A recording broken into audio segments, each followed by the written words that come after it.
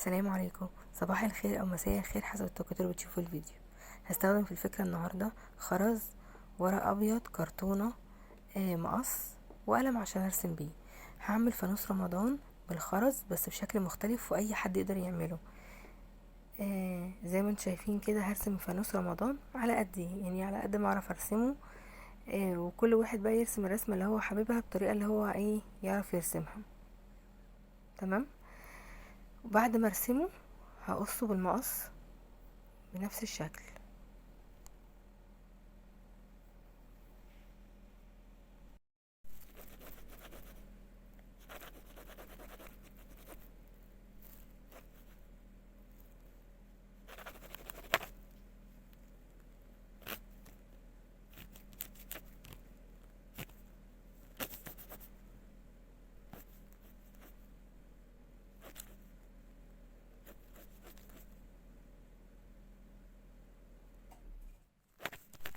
بعد ما قصيته بالشكل ده هبدأ اغلفه بالورق الابيض.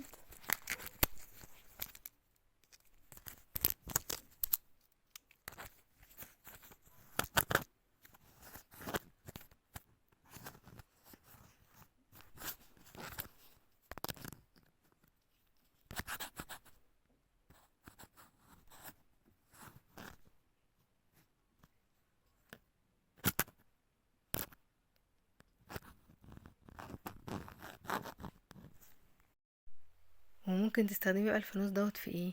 ممكن تعمليه ميدالية المفاتيح، ممكن تحطيه في الدفتر بتاعك من قدام كده، على الدفتر من قدام. ممكن تعلقيه على التلاجة، ممكن تعلقيه في المطبخ، ممكن تعلقيه في اي رف عندك في الشقة. ممكن هو لو علقتيه كمان في المفاتيح احلى طريقة ليه، هتبقى حلوة قوي. بس لو كان اصغر شوية كمان من الحجم. طبعا هشيل الزيادات، اي زيادات هتبقى باينة من الناحيتين هشيلها واساوي الفانوس كله ببعضه بعد ما اخلص خالص. بعد ما الزق الناحية التانية هبدأ اساوي الفانوس من جميع الجهات بحيث يكون كل الطبقات متناسقة مع بعضها.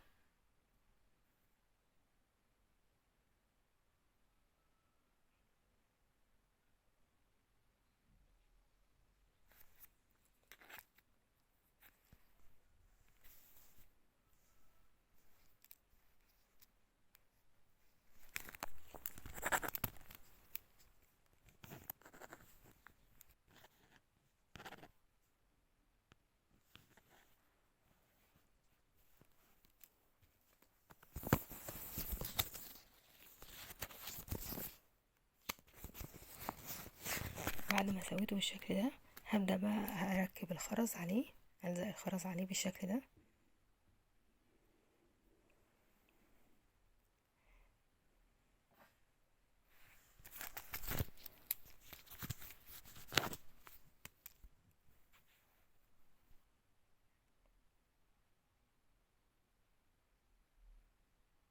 هدخل مع الخرز لون ذهبي، يعني يبقى ابيض وذهبي كده مع بعض.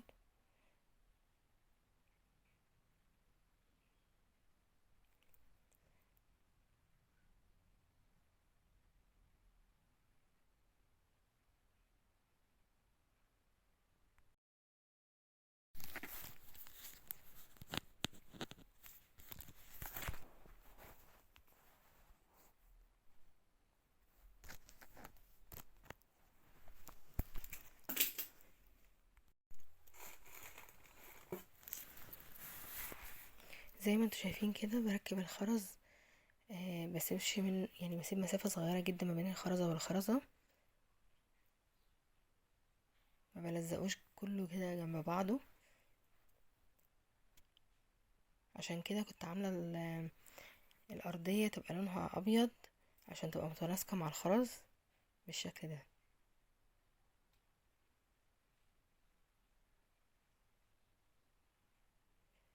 وزي ما انتوا شايفين انا حاطة برضو خرز لونه ذهبي، الاتنين مع بعض مدين اللون يعني شكل حلو للفانوس الأبيض مع الذهبي.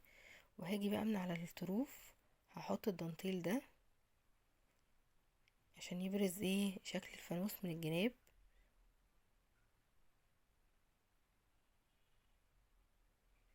ومن فوق هعمل حته دانتيل اللي هو ممكن يتعلق منه في اي حاجه. بصوا، بحيث اللي هو ممكن يتعلق من الجزء اللي فوق ده.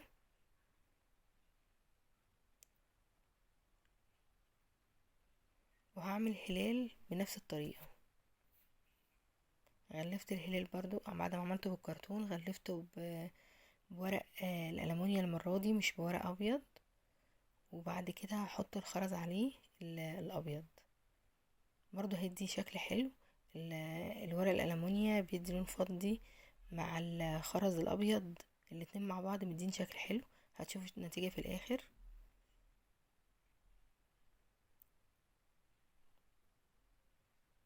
بعتذر لو الاضاءة مش حلوة قوي، مش مبينة الشكل. تقريبا الفلاش كان ضارب قوي، مش مبين الشكل كويس. ولزقته في البرواز اللي كنت عاملاه قبل كده بالشكل ده. وممكن كمان كنت احط له حاجه ويتعلق في ميداليه من فوق، بس انا كنت عايزاه احطه في الشكل ده كده.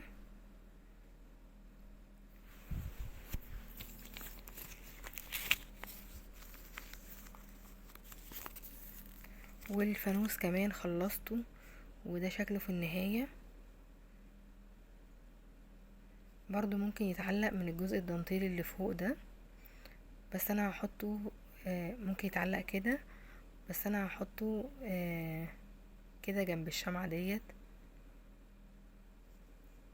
يعني زي ما قلت ممكن يستخدم يتحط على الكشكول او الدفتر بتاعك. ممكن يتحط على التلاجة، يتعلق كده من بره على التلاجة، وتحطي الهلال معاه على التلاجة من بره. ممكن يتعلق في المطبخ فوق البوتاجاز كده بمنظر حلو من فوق. ممكن يتحط في اي جزء في مكان في الشقة. ممكن يتعلق في ميدالية المفاتيح. ممكن كتير ممكن تعلقيه باشكال مختلفة، حجمه صغير جدا فيتحط في اماكن كتير جدا كشكل كده ديكور حلو للمكان اللي انت هتحطي فيه. حجمه الصغير فتقدري تستغليه في اماكن كتير بسيطة تحطيها فيه. لو الفكرة عجبتك وقدرت اوصلها لك بطريقة كويسة، ياريت متنسيش بكومنت برأيك فيها. ولو في حاجات تانية عجبتك في القناة ياريت تشوفيها وتقولي رأيك فيها. واللايك لو الفيديو عجبك، واشتراك في القناة لو انت مش مشتركة في القناة، هتنوريني في اشتراكك بالقناة. واشوفكم في فيديو جديد وفكرة جديدة واعادة تدوير جديدة بإذن الله. وزيني بيتك بإيدك، واعملي كل حاجة انت بإيديكي. هتوفري وهتفرحي لما الحاجة تطلع بإيديك. اشوفكم في فيديو جديد. سلام.